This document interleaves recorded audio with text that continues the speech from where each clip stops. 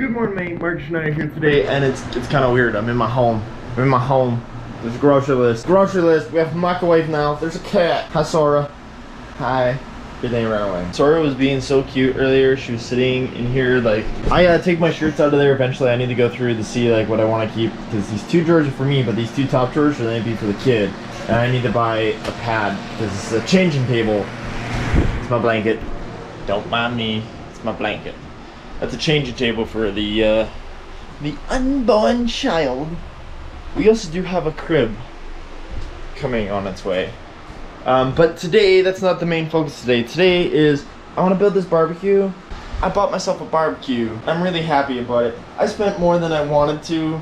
I'm not gonna lie, I was gonna go for like the cheapest barbecue there is because I'm poor. That is the thing. My mother was talking to me and convincing me, and then my father talked to me a little bit about it too. And they were like, we used to just buy like the $100 barbecue, and it would last a year, or it would last a year and a half. You get what you pay for. But they found that when they started paying more and more and more for a barbecue, the longer it lasts. There is majority of the time a certain quality with your price point. Like, stuff is worth what it's worth. For example, if you buy the cheap Chinese whatever plastic cutlery that we have, and I don't mean to be like Chinese because it's cheap or whatever, like it's made in China. That stuff obviously is not gonna last like 20 years versus your grandmother's silver that was made 100 years ago and is literally real silver and it costs a lot of money to get.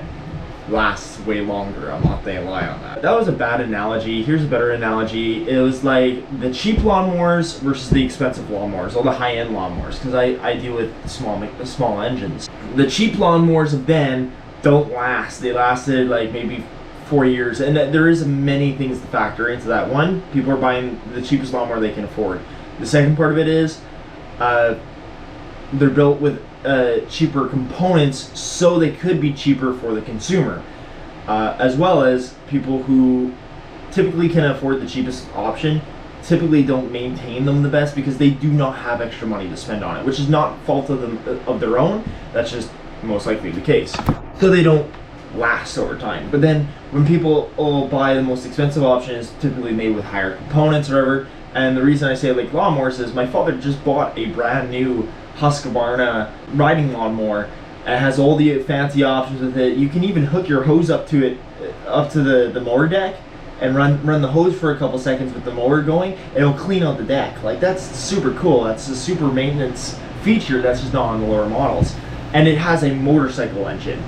The motorcycle engine is going to outlast and weigh because it's got better components, it's got better firing rate, it's got that, and it's going to be run at a way lower RPM over its RPM scale of what it can do. So it's running on its almost minimum RPMs for its application. That's all it needs. Versus a smaller motor like a Briggs & Stratton. I work on a lot of Briggs & Strattons. I love Briggs & Strattons. The newer ones are failing because they have so much plastic garbage on them versus their metal counterparts that were in the 70s and 80s. But it very much is a factor of those Briggs & Strattons are running at almost their max RPMs, their max capacities to run that lawnmower. So something that's running at its max for a long time will fail. Something that's running at its minimum will last forever because it's not really putting in so much effort. Sorry for that long explanation. But now I get to build this awesome barbecue.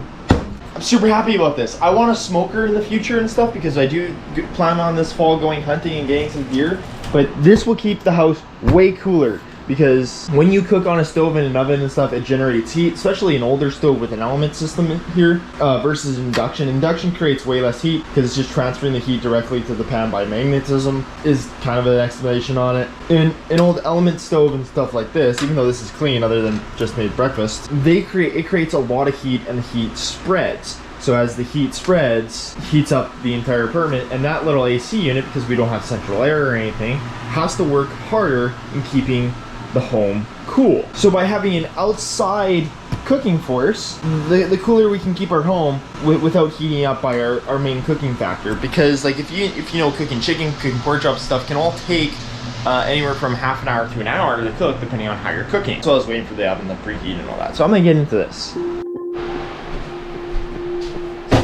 Time to start setting this up and listening to some Rome Not with podcasts as I do this.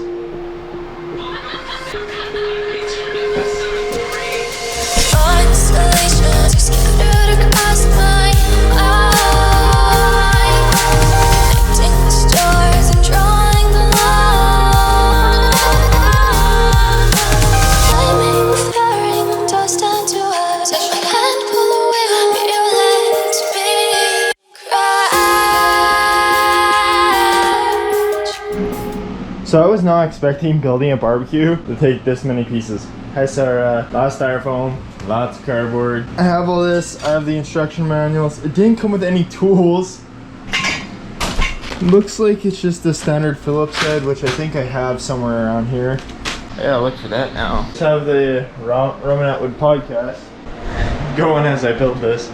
But that's because I grew up with that Roman Atwood. Like, I not grew up with, but I grew up watching Roman Atwood, and it was always an inspiration. And now I'm like, now we have Schneider Classics, which I'm starting to form into a business, and we do sell the shirts on SchneiderClassics.ca. Well, not the shirts yet. That's in the works. The stickers we do. It's just crazy. I don't know what to say. I try and keep the lights off as much as I can, as well as like keep the blinds closed.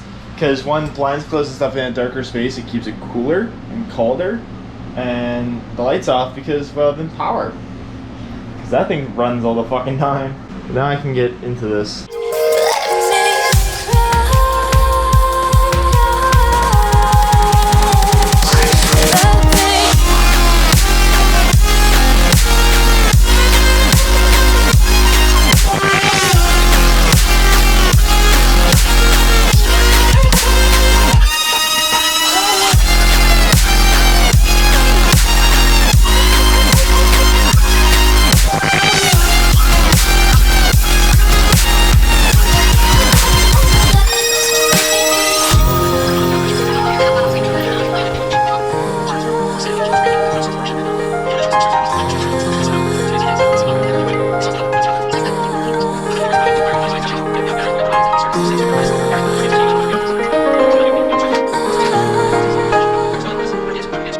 So now things change.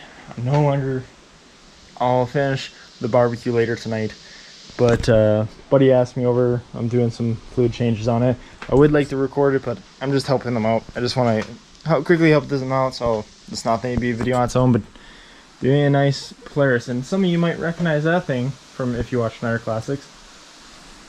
But doing a full fluid change, transmission, oil, front diff, already topped off the coolant and the brake fluid.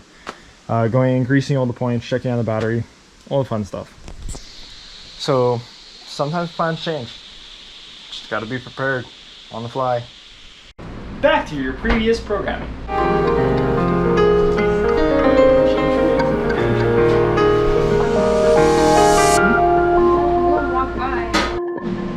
So got home, put on the lid with my lovely assistant, beautiful assistant.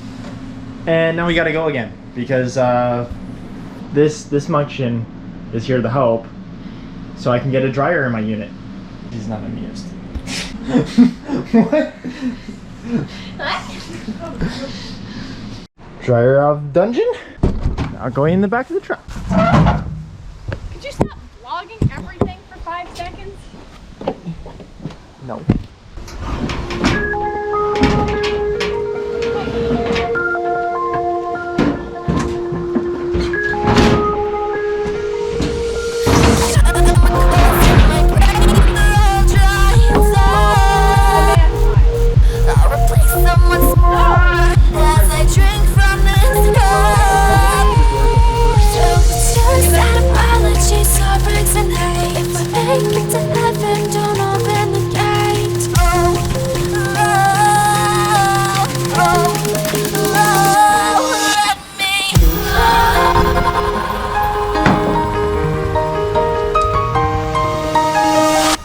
And bam, barbecue, baby.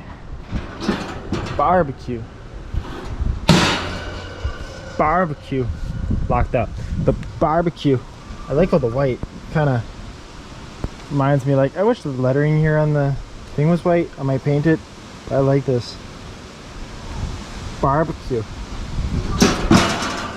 Look at that spark. Barbecue. I feel like an accomplished adult. It makes me happy. Now we can meet. And that's maybe the end of this vlog. I hope you guys enjoyed. Hope to see you guys in the next vlog. Thank you for following along. Follow your dreams. Peace.